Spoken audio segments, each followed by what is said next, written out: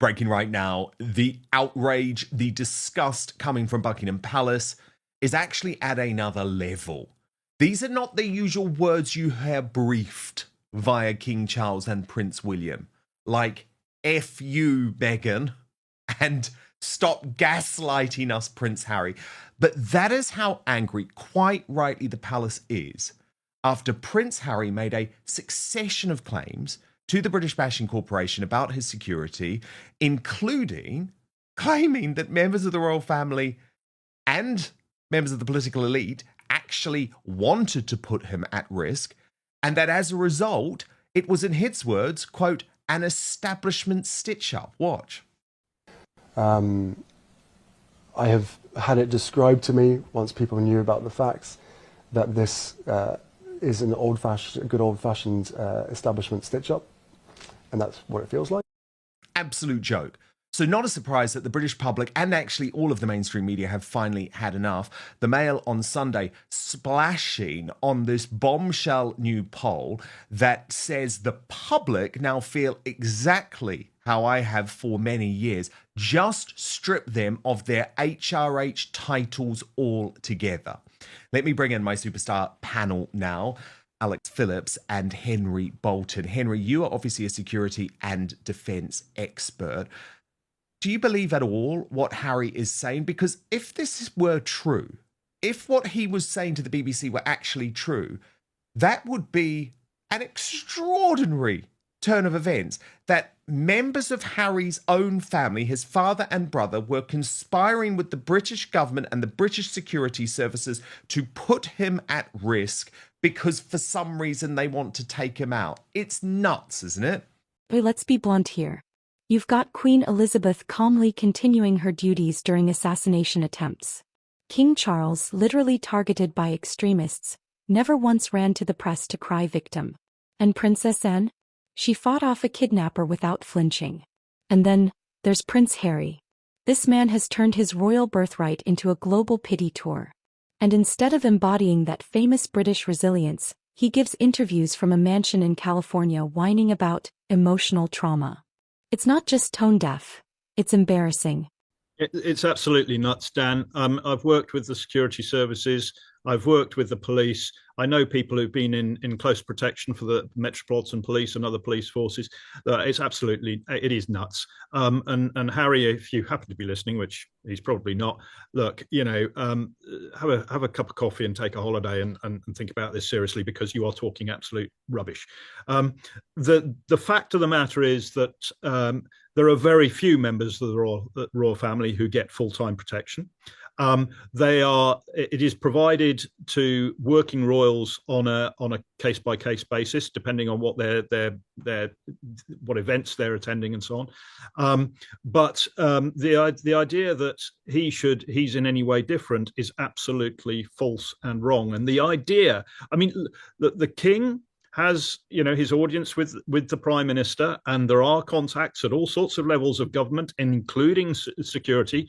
But the idea that the king could influence His Majesty's government in making decisions as to what the risk and the threat is to the national interest, which is why these people get security. It's not for a prestige thing, as Harry seems to think.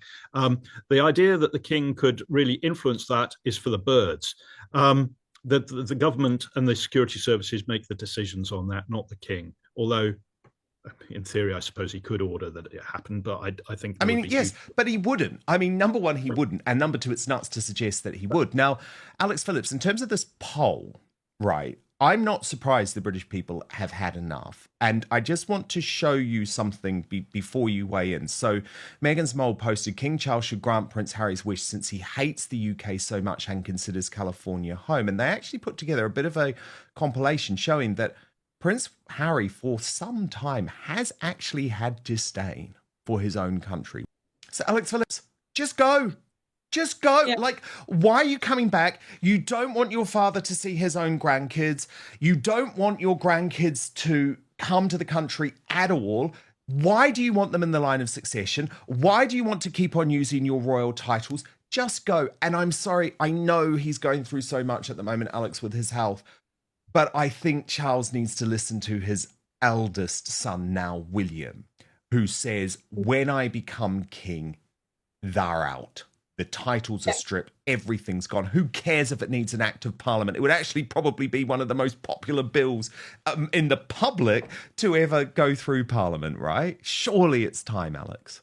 This is the thing. He did just go, didn't he? He chose to be a private citizen of another country that isn't the United Kingdom.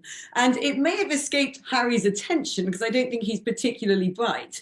But in the United Kingdom, where there is no written constitution, the monarchy remains the head of state. And so you can't be 1 foot in, 1 foot out, in as much as you can't say, I'm going to be a citizen of America and live over in Montecito, and at the same time also be in 10 Downing Street. It's not possible.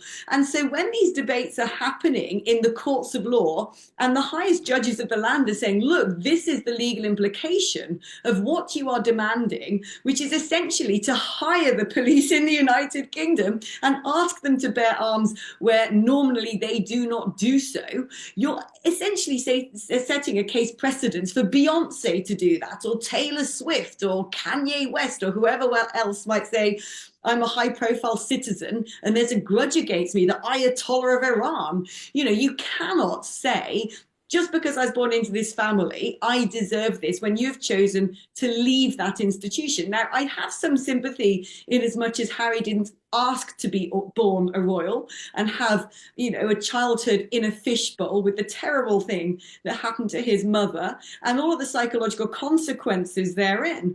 But at the same time, if you have chosen to leave what is a constitutional monarchy, you cannot then demand to have the privileges that only the most senior people within that family are granted at the behest of the government, of the taxpayer. And, you know, it is quite sad, really. Right there. That says it all. You're a royal, Harry, not a reality TV contestant. There was a standard, a dignity, and you've shredded it. And let's not ignore the elephant in the room. Every time Harry makes a scene, guess who's not far behind? Meghan Markle. The panel straight up suggests she might be behind these media moves. And honestly, is anyone surprised? Well, it is sad. It is sad because, I mean, look, it's sad on so many levels, but I also actually think it's worrying now because this is depths of delusion being plumbed. And the fact that we now have the royal family actually briefing that to the Daily Telegraph, their newspaper, is quite something. But just to set it up, to show that I'm not making this up, here is one of those moments where Harry, I think, is just proving he's been living in a bubble. He's almost got Stockholm syndrome with Meghan Markle, and she's pumping these lies into his head, and he regurgitates clear nonsense. What the court decided today was that they were justified for 4 reasons to not have that review. And a major part of that is because you're no longer a working royal, a change in your status. Do you not accept that from the court? Well, my status hasn't changed. It can't change. I am who I am. I am part of what I'm part of, and I can never escape that. My circumstances will always be the same. But with a specific answer to the question, there are comparisons that exist.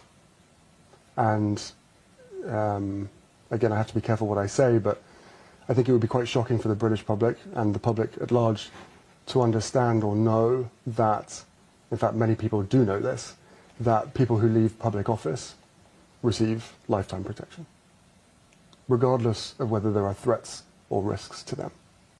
And so in response to these mad claims, Prince Harry, in the Daily Telegraph, has been accused of losing touch with reality. And again, I stress this is a big deal. The Daily Telegraph is the newspaper of the royal family. They report the Duke of Sussex has simply lost touch with reality by giving a scorched earth interview to the BBC, it has been claimed. A palace insider has alleged that the King's aides view the Duke's interview on Friday as proof that he doesn't get the message. The interview was understood to have deepened the rift between Buckingham Palace and the Duke and his wife Meghan, the Duchess of Sussex, with a peace between the two sides more distant than ever. It is now claimed that a senior courtier labelled the Duke deluded for thinking that airing the family's private affairs on national television could bring about a reconciliation.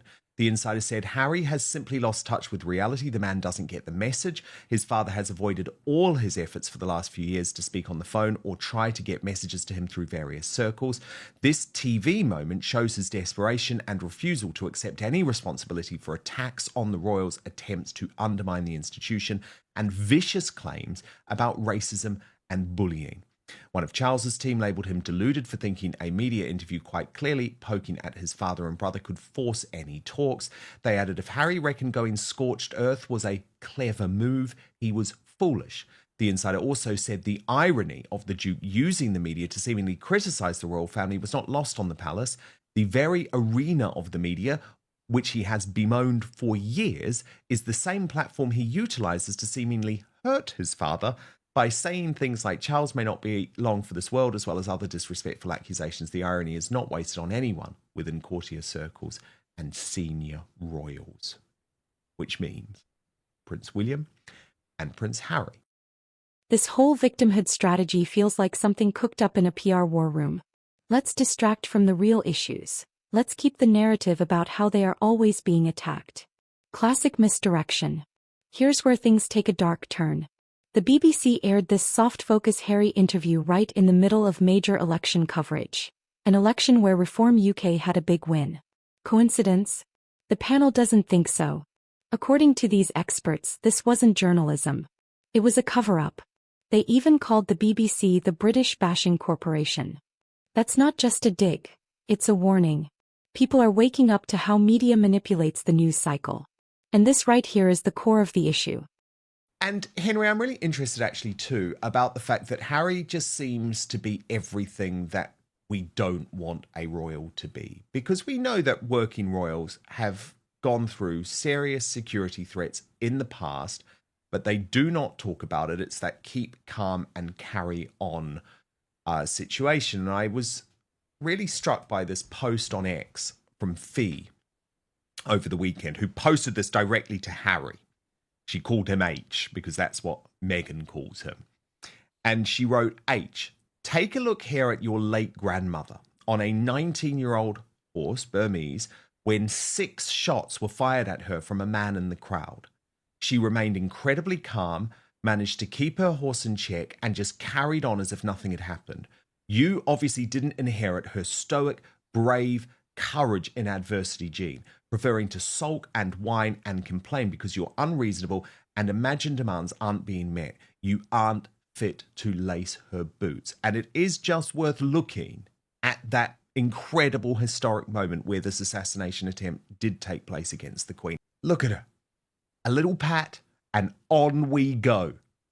That's the greatest generation. But actually, King Charles, then Prince Charles, also dealt incredibly calmly with an assassination attempt. And as according to Taz posted on this, King Charles' assassination attempt, keep calm, carry on.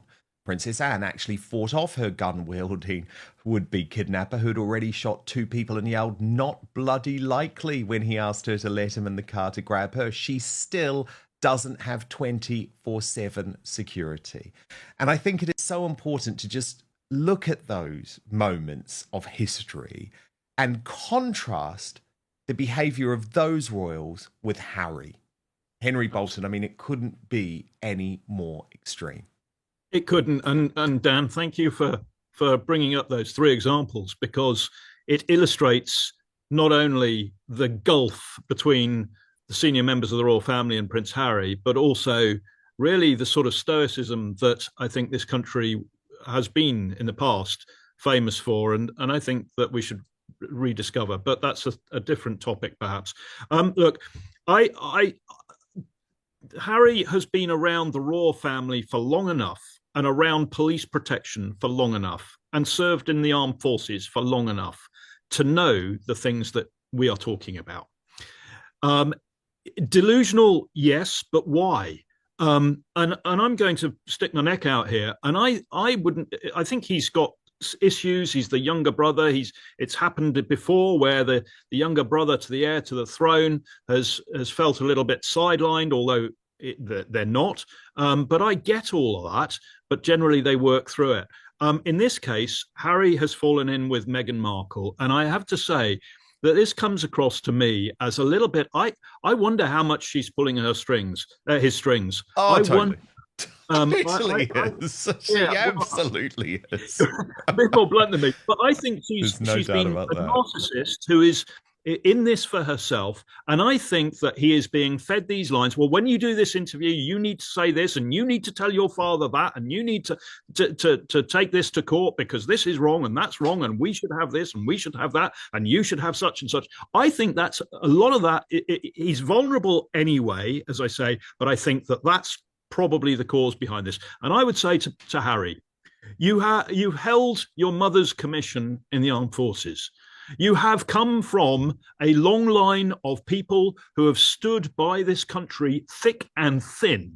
Think, for example, of your grandfather, King George VI, your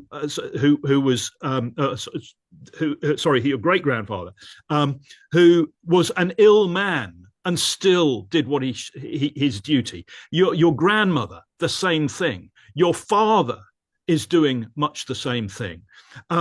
You are not. You are letting yourself down. You are letting your nation down. You are letting the British people down.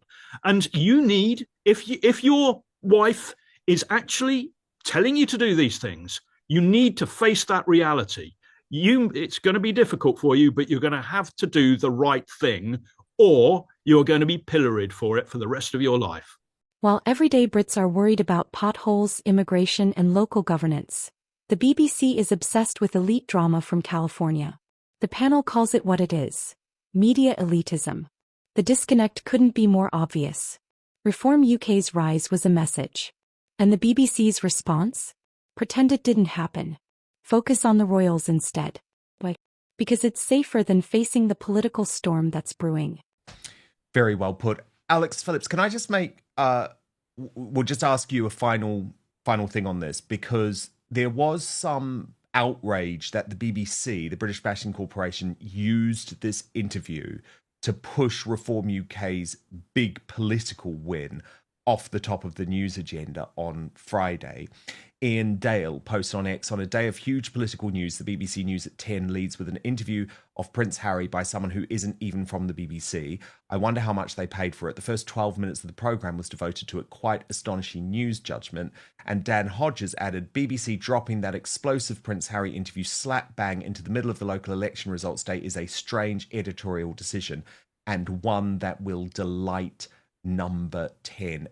Alex Phillips, that felt weird, right? It felt like the BBC was actually trying to stop in its tracks the non-stop coverage of Reform UK and Nigel Farage's big election win.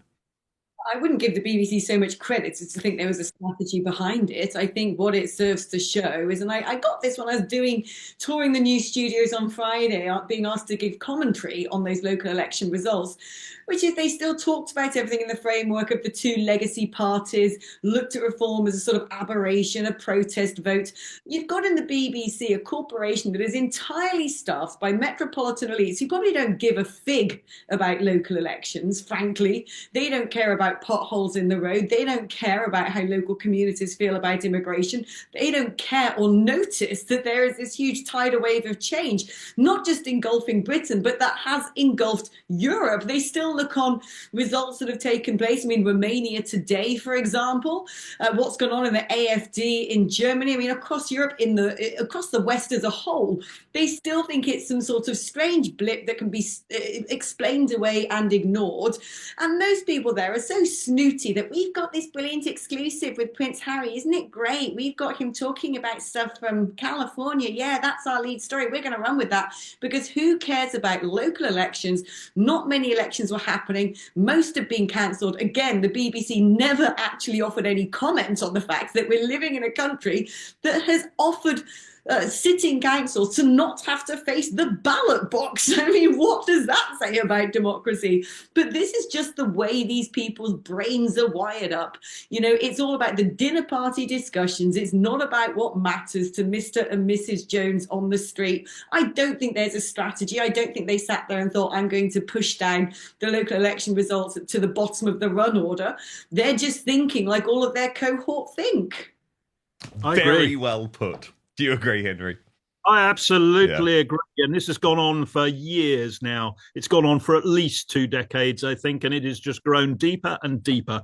And these people, they talk about privileged elite. They are the privileged elite. They sit there, this urban liberal sort of, intelligentsia who think they're above everybody else. And that is why reform has done so well in these elections. It is because people like that look down their noses at everybody else and they don't understand what is important to the ordinary people who live real lives throughout most of the country. And I think I'm glad that reform did so well, because I hope that it's a poke in the eye for these people. Indeed.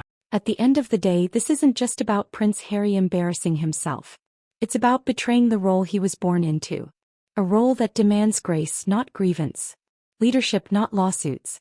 And if he isn't being manipulated by Meghan, then it's worse, because it means he's choosing this path. Either way, the public isn't buying it anymore. The sympathy well has dried up. If you're as fired up about this as we are, smash that like button, hit subscribe, and drop your thoughts in the comments. Should the BBC be held accountable for burying real news? And is there any redemption left for Prince Harry? Let us know below.